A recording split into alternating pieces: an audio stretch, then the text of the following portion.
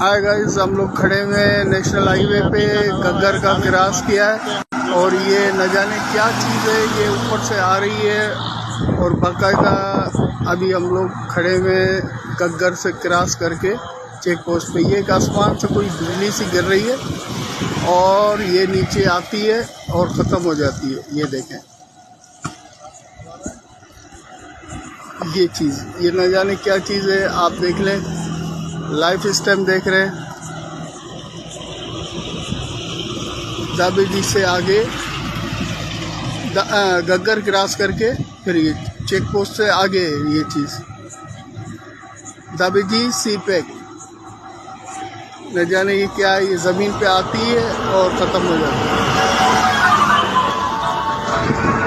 इसका धुआं भी काफ़ी है। ये चीज़ें देख लें आप।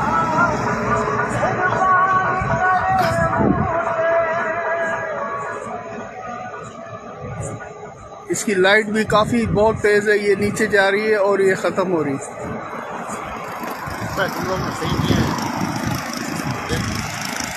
ये मेन नेशनल हाईवे, ये गाड़ियाँ भी रवां दवा हैं